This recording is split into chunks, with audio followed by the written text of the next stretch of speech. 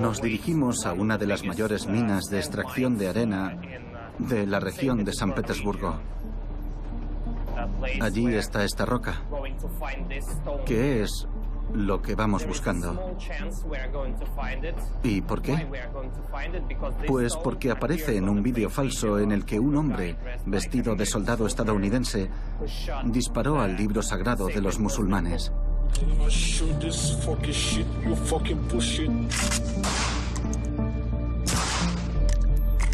Wow. Look at this. This is too fucking.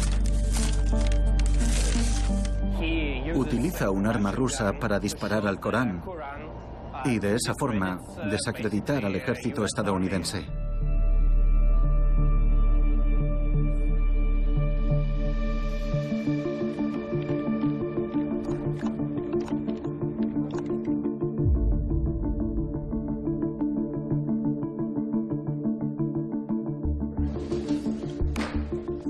Se va a iniciar la sesión.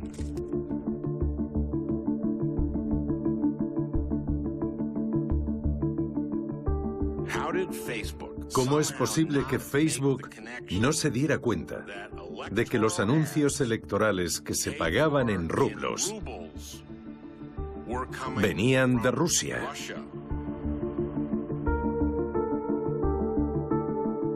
No quiero que el periodismo sea considerado una mentira, una falsedad. Si se crean noticias falsas, ya nadie confiará en los periodistas. En Rusia es más difícil ser periodista porque cada vez más ser periodista es ser un mentiroso.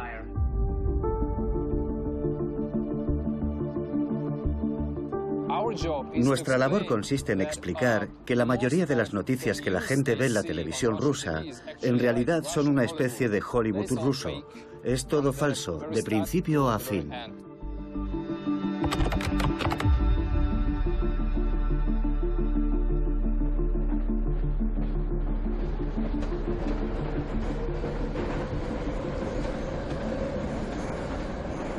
Me llamo Andrew Sosnikov y soy periodista de investigación. Tengo 27 años y me dedico a desmontar noticias falsas que se difunden en los medios de comunicación.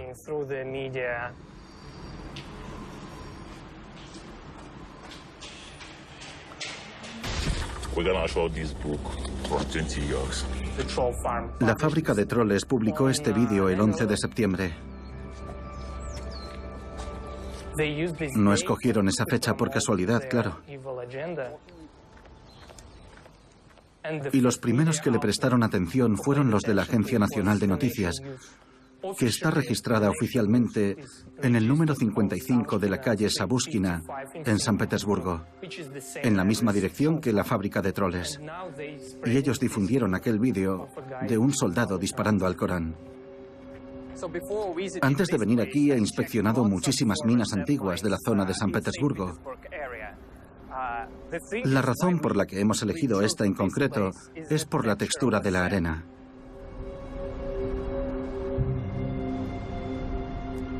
Si se fijan en las líneas grisáceas de la montaña, son las mismas que aparecen en el vídeo. Es una característica poco frecuente, porque aquí la arena es gris.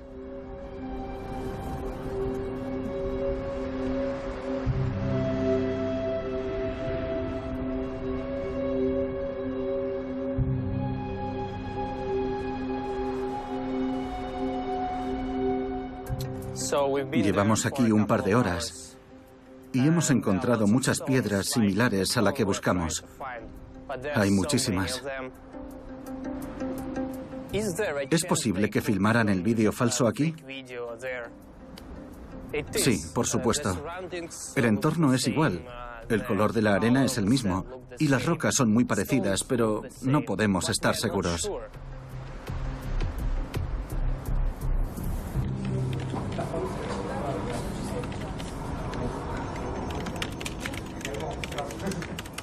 Los principales productos de la fábrica de troles son lo que se conoce como sock puppets, marionetas de calcetín.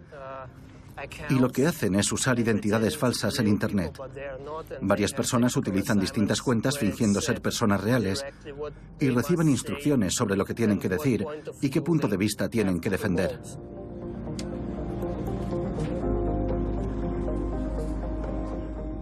¿Y qué escriben? Pues comentarios, entradas de blog, vídeos, temas en foros. En resumidas cuentas, noticias falsas. Todo tipo de historias falsas.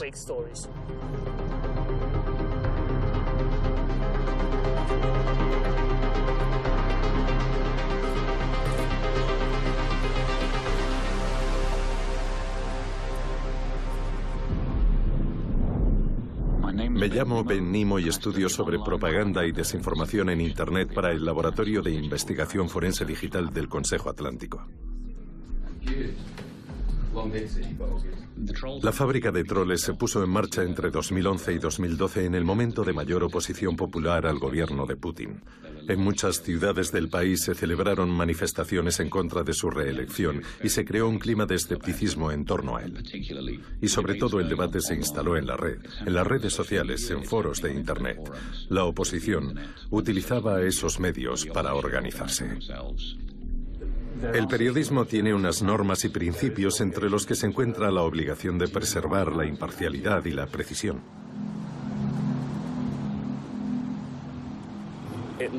Y parece que lo que ocurrió fue que los funcionarios del Kremlin se sentaron a observar y se dieron cuenta de que Internet es un espacio que ellos no controlaban, en el que los rusos podían decir lo que quisieran, y lo que querían era quejarse de que Putin volviera a estar en el poder.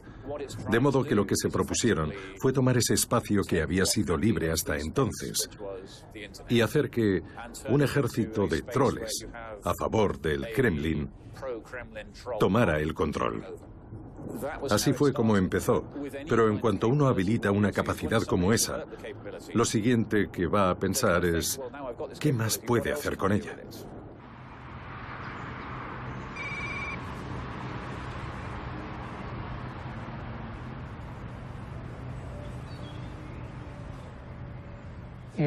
Se pueden encontrar pruebas digitales. Se puede investigar, porque cuando la gente interactúa a través de las redes sociales, todo lo que hacen va dejando un montón de huellas digitales. Y yo me dedico a seguir esos rastros. Wow, this is a bullshit. Man, what motherfucker. God, the shit they done to these fuckers. Intenta sonar como si fuera afroamericano, pero su inglés es bastante peor que el mío. Eso para empezar. Lo primero que salta a la vista es que no es un uniforme auténtico del ejército estadounidense, sino uno de esos que se puede comprar en cualquier tienda de ropa militar o de deportes extremos. El casco tampoco es militar, es para practicar salto base. Algunos soldados sirios lo vieron y escribieron sobre él en Facebook.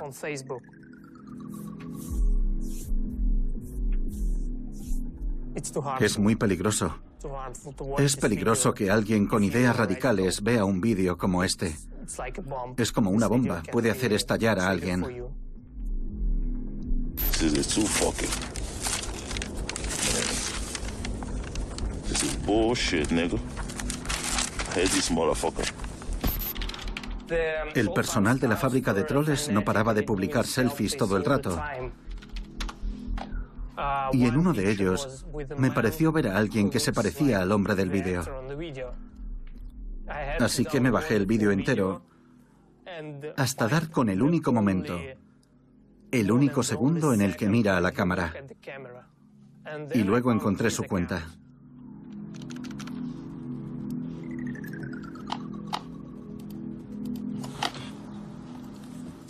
Si medimos la oreja y la proporción con respecto al rostro, comprobamos que es la misma persona. Por favor, cuando editéis el vídeo, tapadle la cara para que la gente no vea quién es. porque no quiero que lo maten, ni nada de eso. No, tranquilo. ¿Crees que corre peligro? Sí, porque participó en esto y estuvo contratado en la fábrica de troles, que es un sitio peligroso.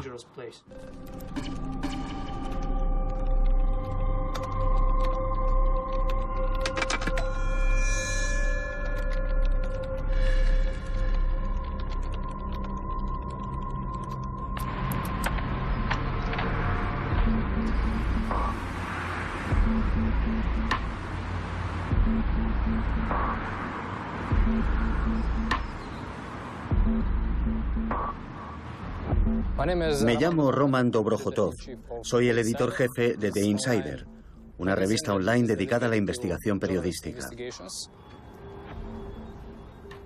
Tenemos un proyecto que llamamos Anti-Fake, antifalsedad, con el que investigamos la propaganda gubernamental rusa, la forma en que el Estado fabrica noticias e historias falsas. ¿Quién va a llamar a Lontiev?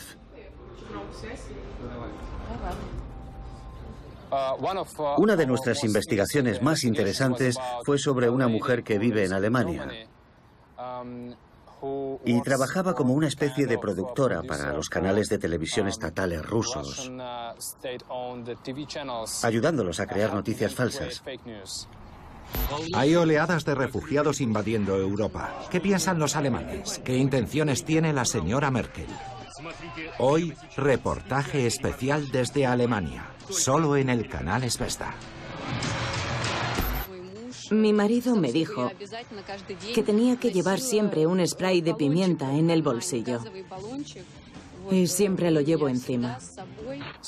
Apareció con un nombre falso en un canal de televisión que es propiedad del ministro de Defensa y explicó que Alemania está sumida en una grave crisis debido a que los inmigrantes son violentos y que ella había sido víctima de sus agresiones. Victoria Smith y su familia se están planteando trasladarse a vivir a Rusia. La invasión de los inmigrantes ha hecho que en su vida haya un antes y un después.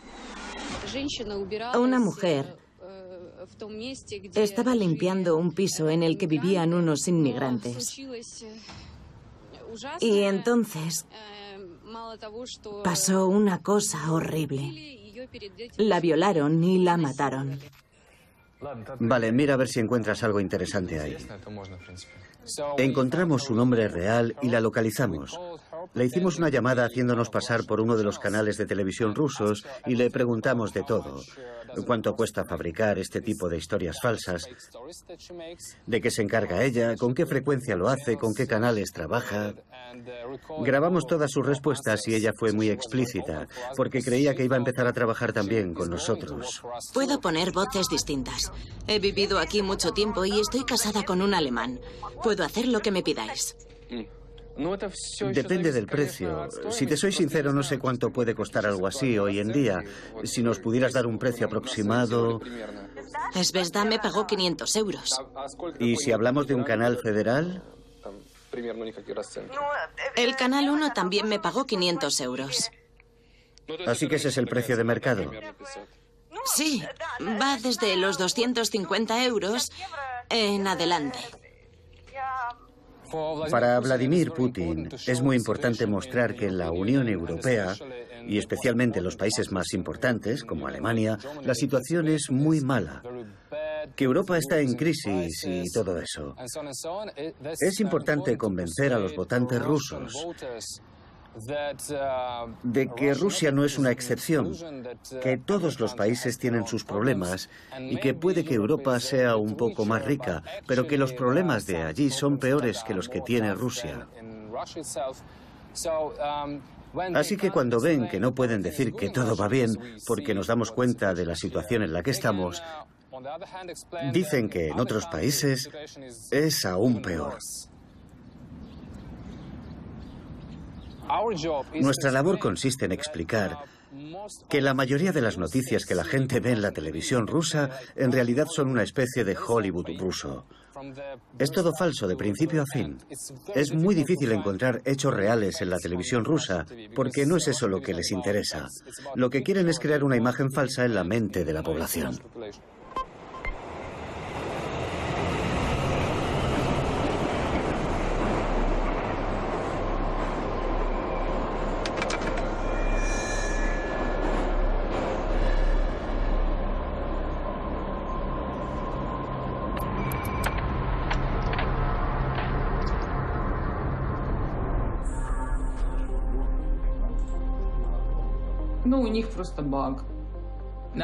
Vamos a grabar los boletines de noticias del proyecto Stop Fake en ruso.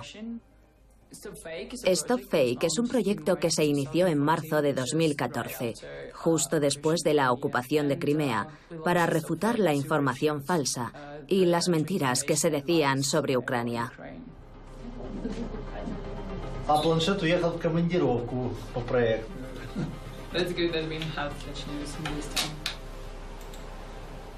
Los sitios web afines al Kremlin publican teorías de la conspiración con regularidad.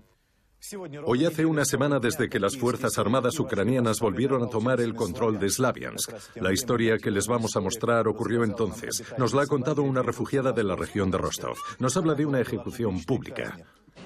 Un niño de 3 años, en calzoncillos y camiseta, fue clavado en una tabla de madera como Jesucristo. Se supone que hay una testigo que en el Canal 1 afirma que en Slaviansk, una ciudad ucraniana, unos soldados ucranianos crucificaron a un niño. Uno de los hombres lo clavaba a la tabla, mientras otros 2 lo sujetaban. Su madre estaba allí. La tenían agarrada para que viera a su hijo sangrando.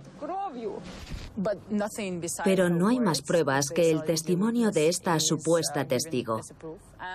No hay grabaciones ni fotografías, pese a que dicen que ocurrió en el centro de la ciudad. Es una ciudad pequeña, con pocos habitantes. Y eso es importante porque, poco después, varios periodistas se desplazaron hasta allí para preguntar a la gente, cámara en mano, qué habían visto. Y nadie sabía nada al respecto. Lo contaron hace 2 o 3 días en el Canal 1 de la televisión rusa. Informaron de que el día en el que el ejército ucraniano entró en la ciudad, reunieron a las mujeres y a los niños en esta plaza y mataron a un niño. No, eso no es verdad. ¿Me podrían contar qué pasó? No pasó nada de eso. No hemos oído nada de eso y es muy poco probable que pasara. ¿Estaban aquí ese día? No, pero no hemos oído nada parecido. Se habría enterado todo el mundo. Eso no pasó. No es más que un cotilleo. ¿Nadie les ha contado nada de eso? No, vivimos cerca de aquí y nos habríamos enterado. Todo el mundo lo sabría. Muy bien. No son más que invenciones. Es una forma de manipulación muy utilizada en la propaganda de Crimea. Utilizar a un niño, a un inocente, a alguien que parezca inocente ante la opinión pública, para demostrar que los militares ucranianos son tan despiadados que son capaces de crucificar a un niño.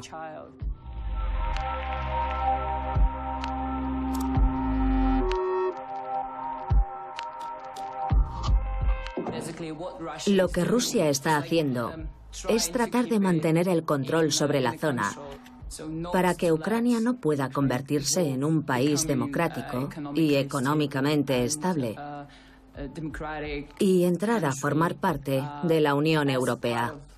Yo no sabía cuántas noticias falsas se estaban vertiendo hasta que no empecé con el proyecto. Decidimos que lo mejor era ir refutando los montajes uno por uno, para que la gente viera cuál es la pauta que se sigue, convertirnos en una especie de archivo de noticias falsas. Así es como empezó el trabajo de Stop Fake, y lo que seguimos haciendo 3 años después. Vamos a bajar un poco el logo. En la década de 1990, en Rusia el periodismo era un mercado libre. Había muchos periódicos y canales de televisión. La mayoría no dependían del gobierno. Ahora la situación ha cambiado. La mayoría de los medios pertenecen al Estado y tienen unas líneas editoriales marcadas. Por eso es muy importante, no solo por el bien del público, sino del colectivo de periodistas, desmontar las mentiras que se están difundiendo.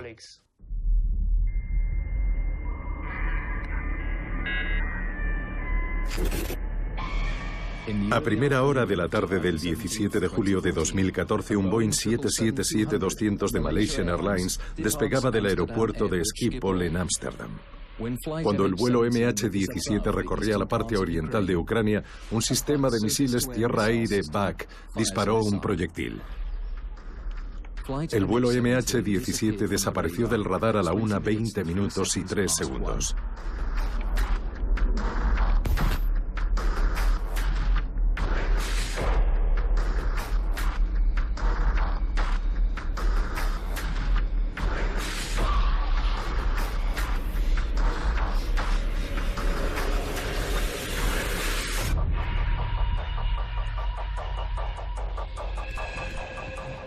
Hay un nombre en esta llamada telefónica, Nikolai Fedorovich. ¿Nikolai Fedorovich? Sí, Nikolai Fedorovich al habla, encantado. El primer paso fue comprobar cuántos altos mandos militares se llamaban Nikolai Fedorovich. Y solo encontramos una persona con ese nombre.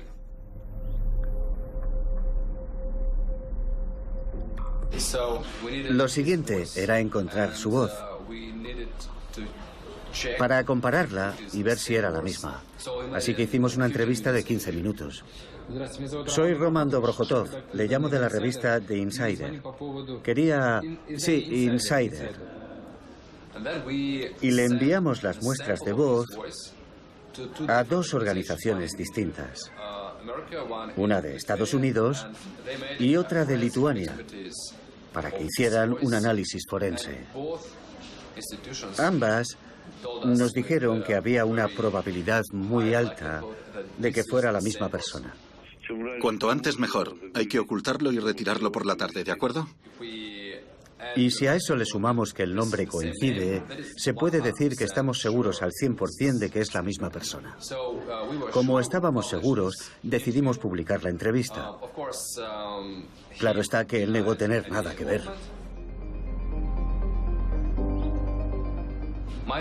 Mi teoría, y la de mis colegas, es que el general Kachev fue el responsable de llevar ese lanzador de misiles de Rusia a Ucrania.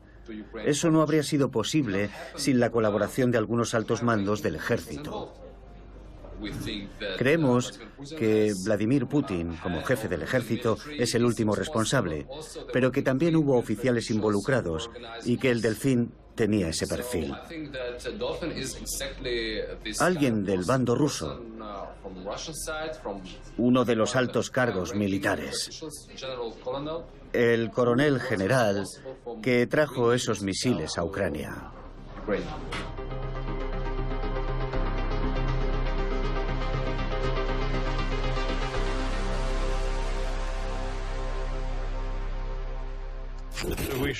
No debemos olvidar que fue el segundo avión malasio que cayó en el transcurso de un par de semanas.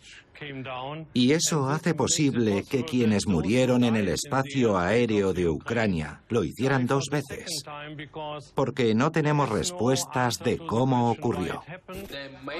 La idea era crear la percepción de que nunca se sabría quién había lanzado el misil contra el vuelo MH17. Nunca lo sabremos, es imposible, hay miles de teorías. Es muy habitual en la propaganda rusa. Sobre casi cualquier cosa se crea una maraña de teorías, con el objetivo de demostrar que la verdad no existe. Todo es relativo, hay muchas opiniones y no se puede saber la verdad.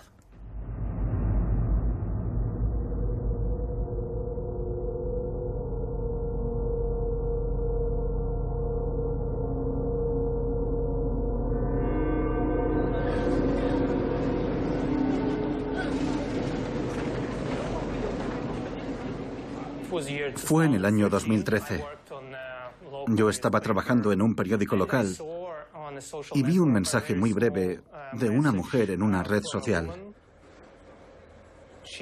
Contaba que le habían hecho una entrevista de trabajo muy rara, en la que solo le preguntaron qué opina del Kremlin y de la situación política actual. Y ella contestó que estaba en contra, que se oponía frontalmente. Y le dijeron, adiós, no es lo que buscamos.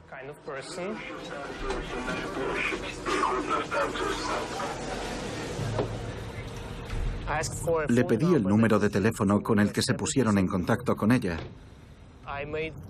Y me hice pasar por un profesor que buscaba trabajo. Y fui a la fábrica de troles, que está en un edificio moderno de estilo finlandés, y trabajé allí como periodista encubierto durante un día. Me pidieron que escribiera historias con perfiles diferentes. Así que tuve que actuar, aunque no soy actor.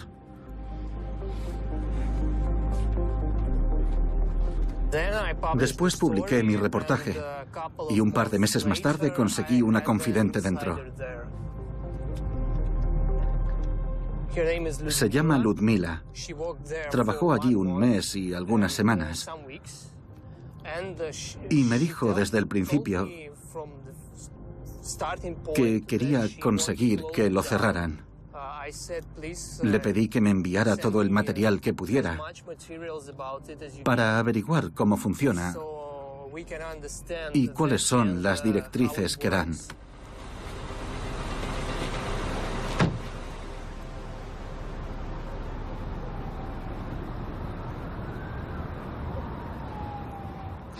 Les presento a Ludmila Savchuk, una de las personas más valientes que he conocido.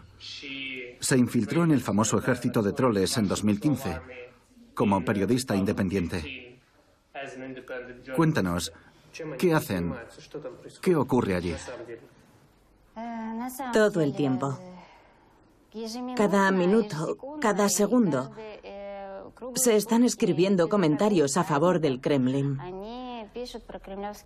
No solo comentarios, sino también artículos, porque hay falsos periodistas. Gente que produce vídeos con mensajes desmotivadores. Critican y alaban a la gente sin conocerla.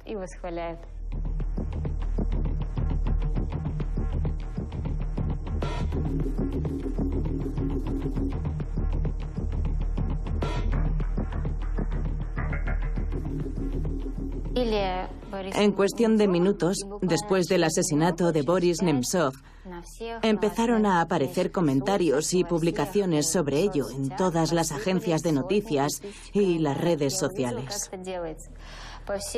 Yo vi cómo se hizo. Los jefes iban corriendo de un lado a otro diciéndonos: todo el mundo, poneos con lo de Nemtsov. Hay que decir que el gobierno no ha tenido nada que ver. Son difamaciones. La oposición ha matado a uno de los suyos. Cosas así. Los troles, los trabajadores de a pie, no tenían ni idea de quién era Nemtsov. Pero se pusieron a escribir todo tipo de cosas horribles sobre él. E incluso quienes sabían de su importancia también dijeron cosas espantosas. Había algunos más mayores que lo conocían, pero también se pusieron a calumniarlo. Una cosa es lo que piensan y otra lo que escriben. Para quienes se oponen al régimen, el mensaje estaba claro: podemos matar a cualquiera.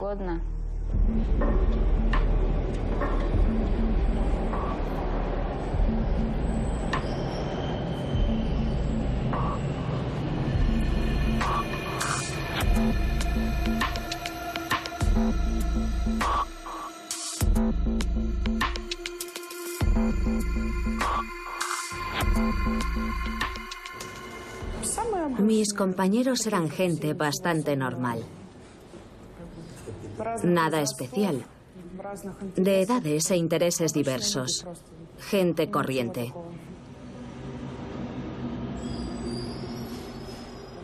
El contenido de lo que escribíamos era sobre todo de Ucrania, tiroteos, guerra, Kiev, Poroshenko, Rusia, economía, Occidente, OTAN, tiroteos en Estados Unidos y esas cosas. Los temas más populares.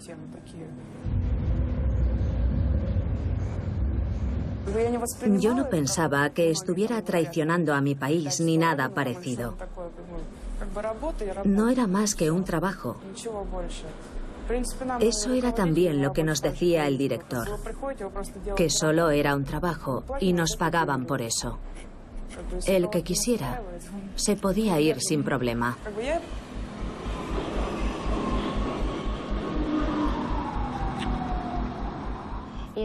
Cuando empecé a denunciarlos públicamente, el sistema empezó a trabajar contra mí. Un ataque coordinado desde varias cuentas, con varias llamadas en las que me preguntaban: ¿no tienes miedo?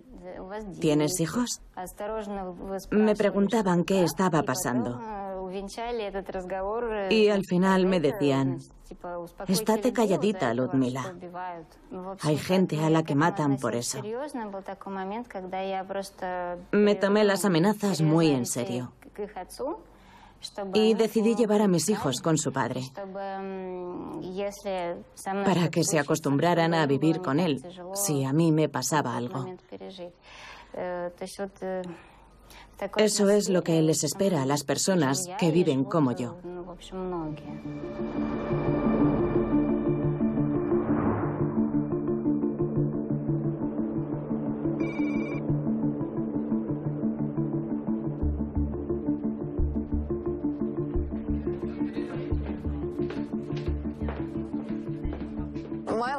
Mi vida era muy aburrida y normal. Pero todo eso cambió en 2014, cuando me puse a investigar sobre los troles de la propaganda en las redes sociales. Nos resultó muy difícil ponernos en contacto contigo. Lo intentamos de 1000 formas distintas, pero no obteníamos respuesta. Y es comprensible, dado que has recibido tantas amenazas y tantos mensajes de odio. Pero por fin lo conseguimos y estás aquí. Me especialicé en Rusia, en la guerra de la información y el extremismo. Y hoy os voy a contar lo que me ocurrió cuando en 2014 empecé a investigar el por entonces nuevo fenómeno de la guerra de información de Rusia. Enseguida me convertí en el objetivo de una campaña de noticias falsas, tanto en Rusia como a escala internacional. Publicaron mis datos personales, mi número de teléfono, mi correo electrónico. Un par de días después, empecé a recibir SMS y mensajes de correo de odio en ruso de distintas personas y troles. E incluso recibí llamadas de un número ucraniano con alguien disparando o imitando el sonido de un disparo. Hubo muchos activistas con identidades anónimas que publicaron una canción sobre mí.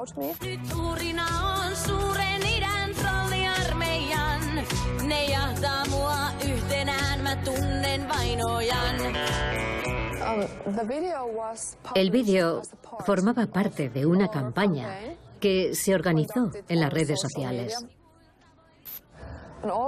Y Facebook ayudó a difundirlos, porque descubrí que esos activistas habían comprado visibilidad para publicar calumnias y burlarse de mí. También investigaron mis antecedentes judiciales y vieron que cuando tenía 20 y pico años, o sea, hace 15 años, me pusieron una multa de 300 euros por consumo de drogas. Así que empezaron a escribir a mis jefes, preguntándoles que por qué contrataban a adictos.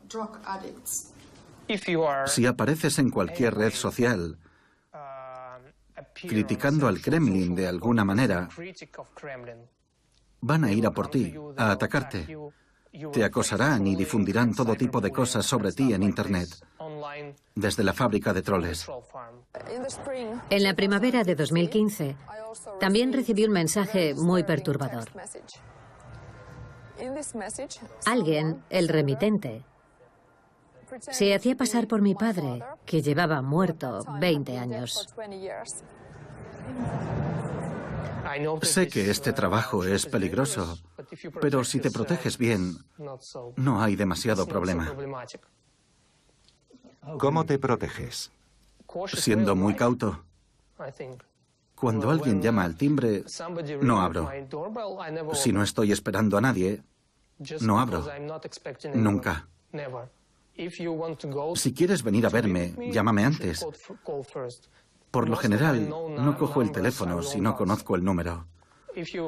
Cuando manejas información peligrosa, tienes que tener cuidado. Es parte del trabajo. ¿Cómo reaccionó tu empresa ante eso? De forma ejemplar. No haría esto ni una sola vez si no confiara en mi empresa.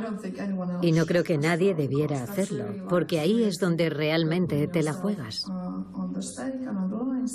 Es importante saber que tu empleador te respalda y es un verdadero profesional. Muchas gracias. Gracias.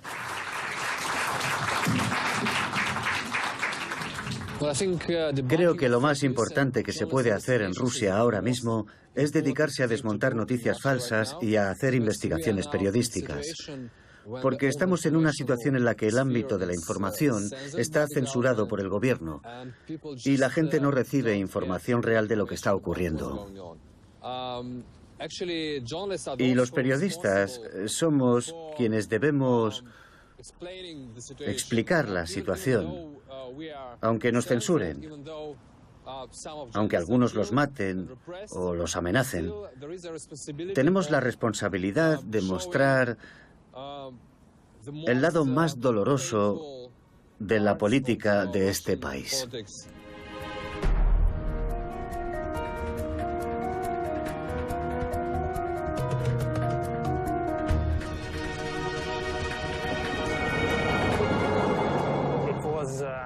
El día de Año Nuevo estaba viendo un informativo en uno de los canales de la televisión federal y el presentador dijo que en uno de los batallones del ejército ucraniano, el Azov, había miembros del ISIS. En el Regimiento Nacional Ucraniano Azov se han alistado militantes del Estado Islámico, según demuestran las pruebas aportadas por los hackers de CyberBerkut que consiguieron hacerse con el teléfono móvil de uno de los soldados. Así que se supone que los ucranianos pidieron al ISIS que luchara con ellos contra Rusia. Me pareció una locura, algo impensable. Así que me puse a buscar a esa gente, o al menos el sitio en el que se grabó el vídeo.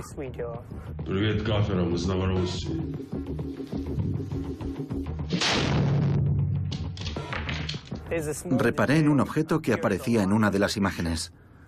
Si te fijas, hay un rollo de cinta adhesiva. Casi ni se aprecia, está en el suelo, pero se ve el logo de la empresa que la ha fabricado. No es muy conocida, así que me puse a buscar información sobre ella. Después de varias horas de investigación, encontré la tienda online de la empresa. Está en Podolsk. Así que pensé, muy bien, en Podolsk. Ahora tengo que encontrar las fábricas, el edificio que aparece en el vídeo. Estarán en Podolsk, porque seguro que quienes han hecho el vídeo compraron la cinta allí.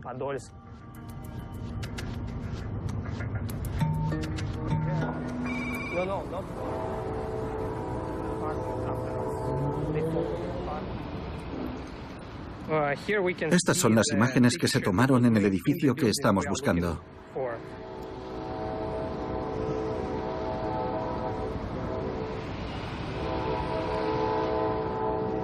Y estas las especificaciones para la construcción de fábricas de la era soviética.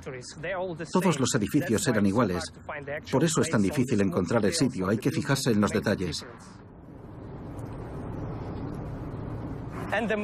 Y la principal diferencia es esta ventana corrida, idéntica a la del vídeo.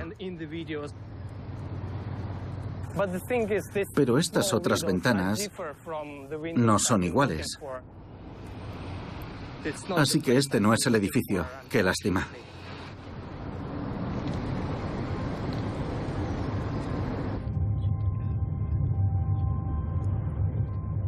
Cuando empecé mi investigación, no esperaba tardar un año, o más bien 10 meses, en encontrar el escenario de la grabación.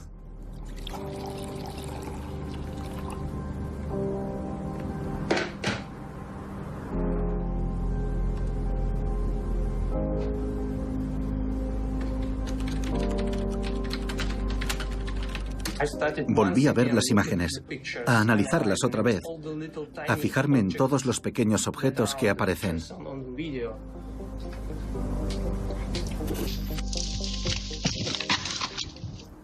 Me fijé en lo que se veía desde la ventana de uno de los vídeos. Ahí hay una montaña.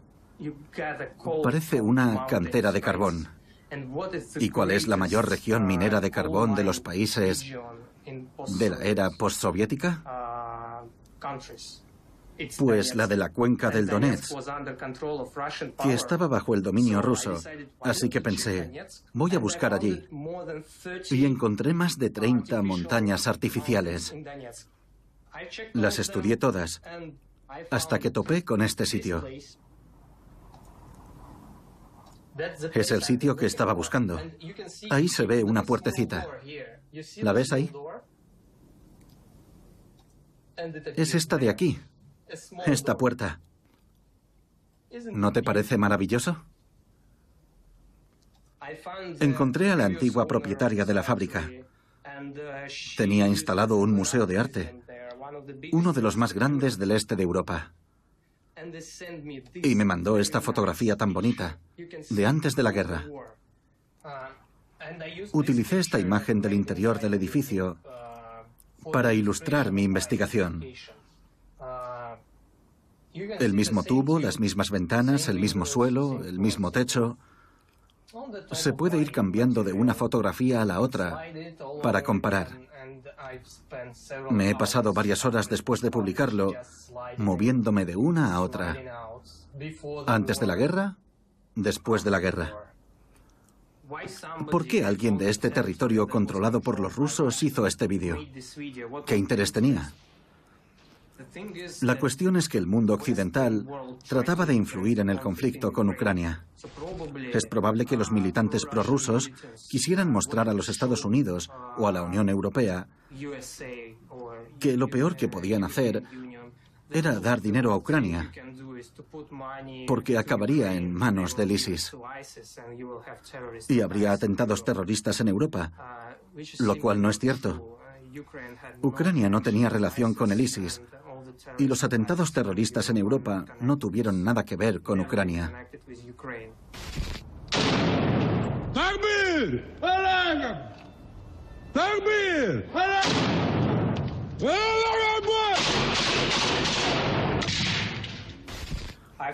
He comprobado si el vídeo apareció en la prensa y he visto que hubo 2 canales federales que lo emitieron en los informativos. Lo utilizaron sin darle más vueltas. El aumento del fascismo en Ucrania, según datos aportados por Cyberberkut, hará que se unan miles de mercenarios a sus filas.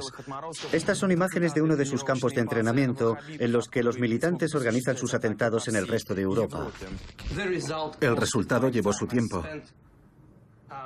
Dediqué casi un año, muchos meses, a cubrir esta historia y encontrar el sitio en el que se grabó el vídeo. Y creo que mereció la pena.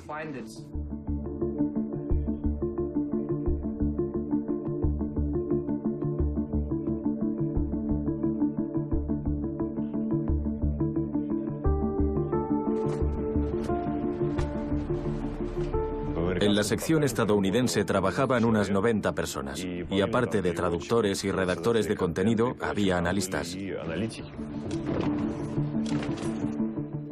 Me llamo Andrew Sakharov y trabajo para la revista RBK. Mi especialidad son los reportajes y artículos de investigación. La primavera pasada estuvimos investigando el departamento de prensa de la fábrica y descubrimos algunos ejemplos de campañas dirigidas a los Estados Unidos. Funcionaban muy bien en cuanto a los me gusta que conseguían y la cantidad de veces que la gente los difundía. Eran contenidos muy provocadores, cuyo principal objetivo era crear tensión en el país. En septiembre de 2014, más de 2 años antes de las elecciones, la fábrica de troles ya trabajaba en inglés en muchísimas plataformas. No solo con textos, sino con vídeos, memes, editando páginas de Wikipedia. Era una campaña que lo abarcaba todo. Había una cuenta que decía ser del movimiento Black Lives Matter a favor de los derechos de los afroamericanos, y a veces parecían ser de izquierdas y otras de derechas. Se diría que para cubrir todas las posibilidades. Se hacía de forma profesional. Se analizaban los puntos débiles para luego atacarlos.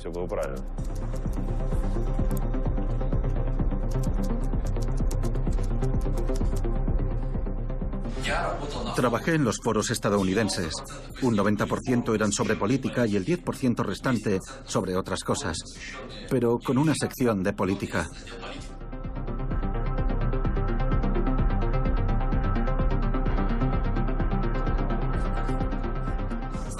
Primero finge ser un paleto de Kentucky. A continuación, un blanco de Minnesota que lleva toda su vida esclavizado pagando impuestos. Y al momento siguiente eres de Nueva York y publicas hablando en la jerga de los afroamericanos. Vi un vídeo en YouTube de un afroamericano que al final resultó ser africano, vestido con un uniforme estadounidense y disparando al Corán.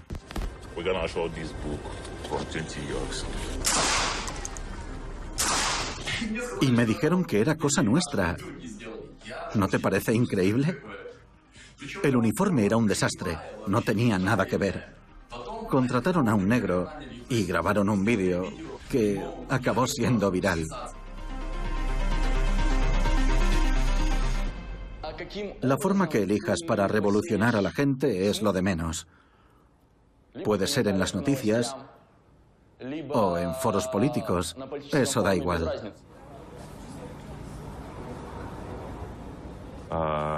Todas las publicaciones eran de mucha calidad en términos de marketing de las redes sociales. Una imagen llamativa con un rótulo debajo. Mensajes breves que dicen: ¿quieres que sean estadounidenses? Van a ser estadounidenses. Y en Secure Borders utilizaban fotografías de inmigrantes, de mexicanos. Es una página dedicada a cuestiones sobre la inmigración desde México.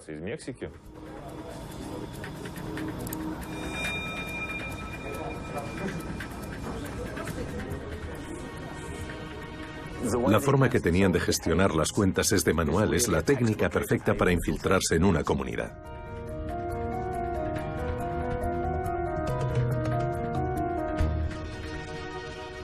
Buena parte de la narrativa que construían giraba en torno a la idea de que las elecciones estaban amañadas para que ganara Hillary.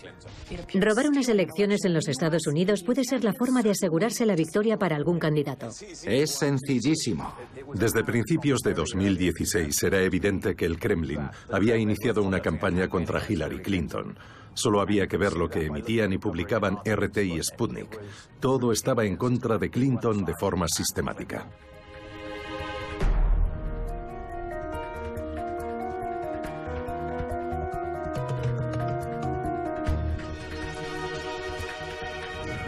Si nos fijamos en una cuenta denominada Tennessee GOP, buena parte de lo que publicaba eran contenidos patrióticos y más.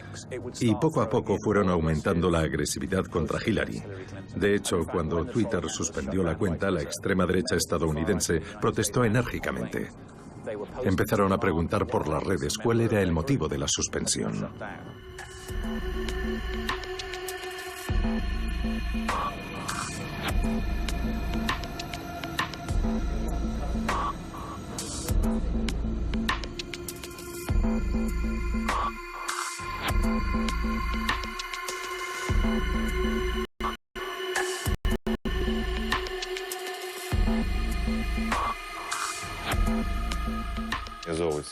Hicieron un experimento desde San Petersburgo. Encontraron una cámara web abierta en Nueva York y publicaron un evento en Facebook para ofrecer perritos gratis tal día a tal hora. Y esperaron a ver si aparecía la gente. Al ver que sí, que la gente acudía, se dieron cuenta de que podían convocar actos en Estados Unidos desde San Petersburgo. Y eso fue lo que comenzaron a hacer. En sus propias palabras, era muy divertido. Se lo estaban pasando muy bien con su trabajo.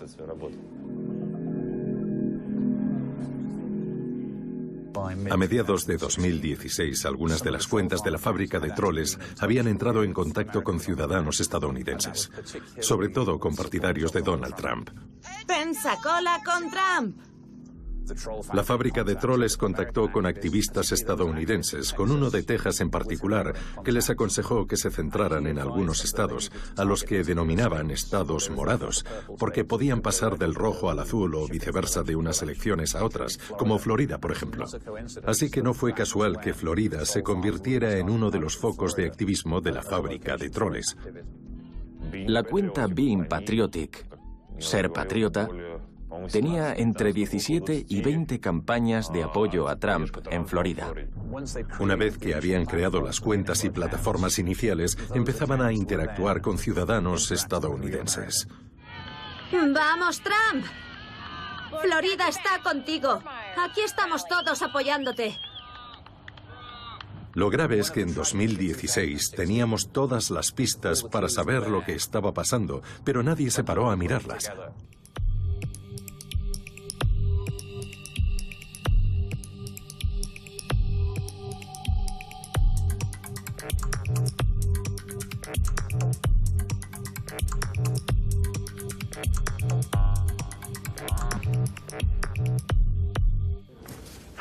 El grupo Corazón de Texas creó un evento público en Facebook que tendría lugar el 21 de mayo de 2016 a mediodía en el Centro Islámico de Houston, Texas, contra la islamización de ese estado.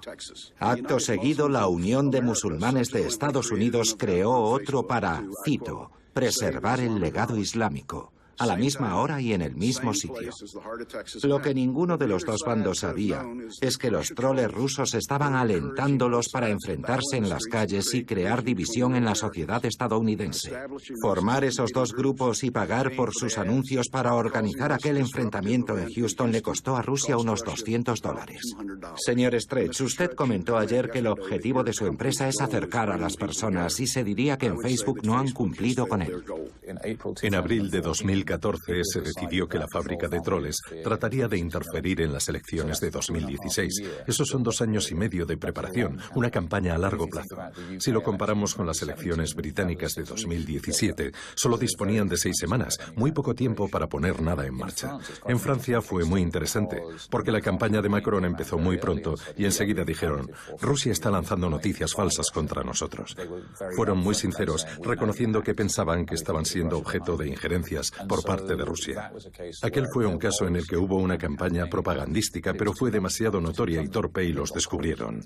En Estados Unidos había sido facilísimo y aunque los analistas lo habían advertido, la gente decía, bueno, aunque lo hagan no importa, Hillary va a ganar de todas formas. Así que para los troles era muy fácil operar en ese entorno. Fue pan comido para la propaganda rusa.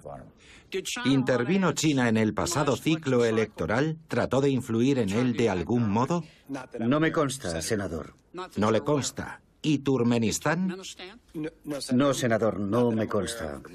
Señor Stretch, ¿cómo es posible que Facebook, que se precia de ser capaz de procesar miles de millones de puntos de datos, no se diera cuenta de que los anuncios electorales que se pagaban en rublos venían de Rusia? Esos son 2 puntos de datos. En vista de los acontecimientos, tendríamos que haber estado más atentos. No reparamos en esos indicios. Ven rublos y un anuncio electoral y no son capaces de pensar, esos 2 puntos de datos juntos no podían significar nada bueno. Senador, nuestro objetivo es asegurarnos de evitar todo tipo de abusos. Mire, su objetivo debería ser pensar en todo esto un poquito más y mejor.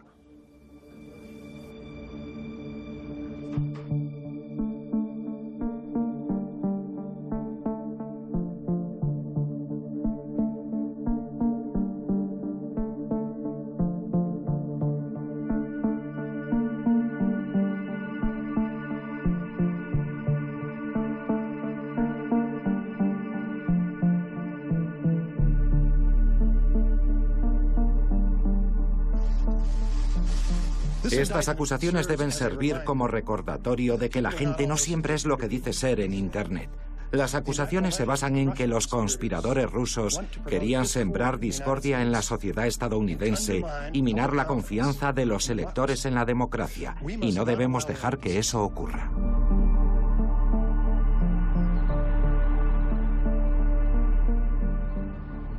La situación no es buena y se agrava día a día.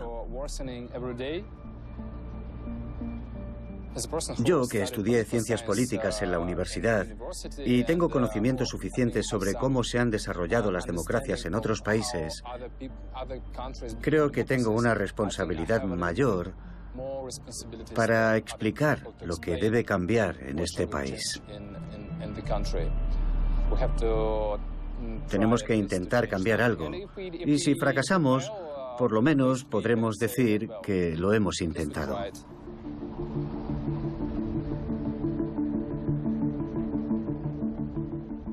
La fábrica de troles sigue en funcionamiento. Se han trasladado de un edificio de negocios de San Petersburgo a otro. Pero el Kremlin sigue necesitando sus servicios. Y ellos se los siguen prestando. Los contenidos que la fábrica de troles genera y difunde cada vez son más agresivos y de mayor calidad.